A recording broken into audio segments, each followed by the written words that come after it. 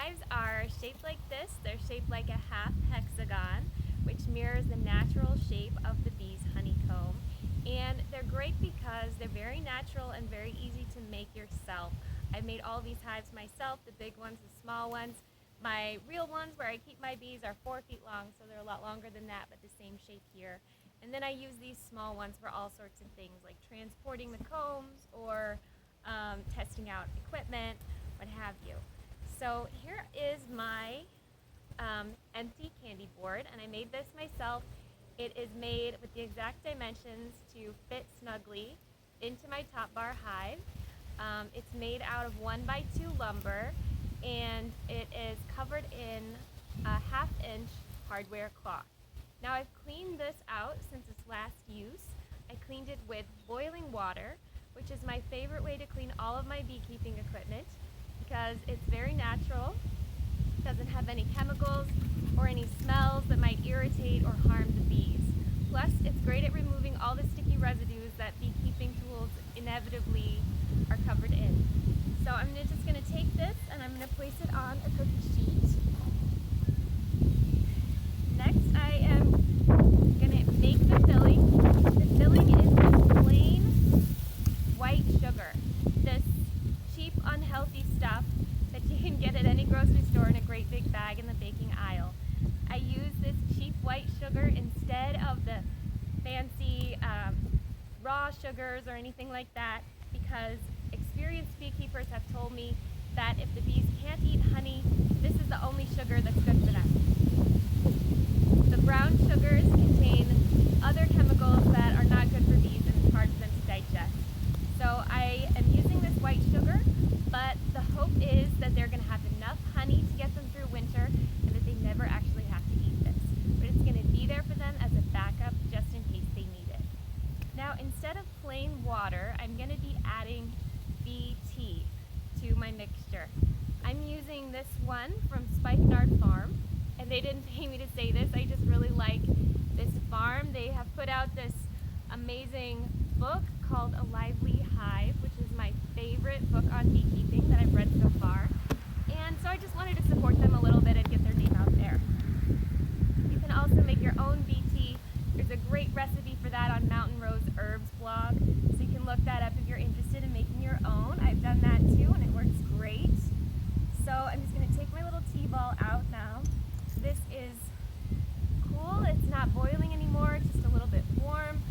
I'm going to add just enough of this bee tea to this bowl of sugar just to moisten it and make it stick together. I don't want to make it too wet. I don't want it to be soupy. The goal is for this to be dry, hard sugar in the candy board. So I'm going to use the minimal amount of bee tea just to get the sugar to stick together.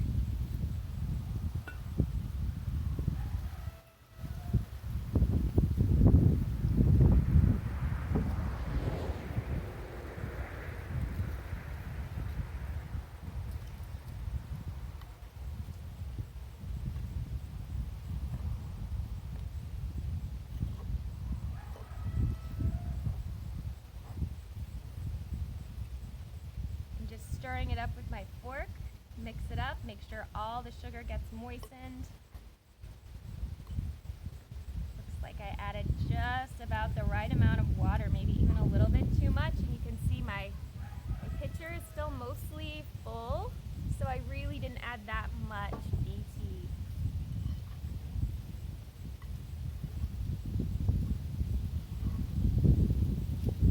Now if you do get it too wet, you can just add more sugar. I don't think I'm going to have to do that right now. Looks like I've got just about the right proportions in here.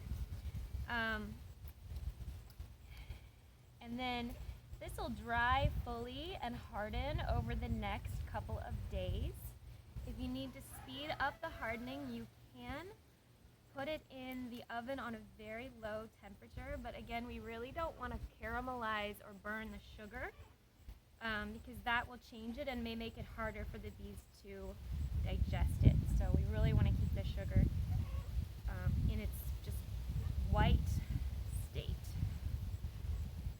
All right, so now I have these, see the sugar holds together, it's almost kind of like dough, and I'm going to just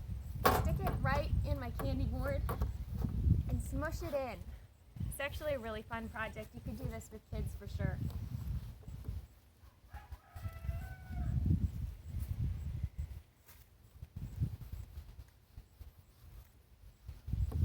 Make sure to get good and dirty. Part of the fun.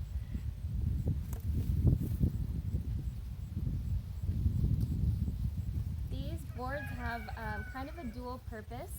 They can feed the bees during the winter if they run out of honey. You definitely want to leave enough honey in there for them, or at least try to, but sometimes things happen and they run out, and this can be a backup.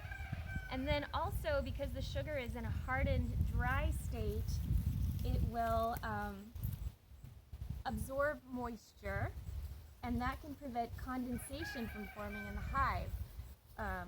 When the bees are cold and it's winter time, they're trying to stay warm and they're trying to keep their babies warm, and condensation, if it happens in the hive, can rain down on them and chill them, which is obviously not good for their health. So here we go. Here's my finished candy board, and now I'm going to let it air dry for several days. Thank you, and happy beekeeping.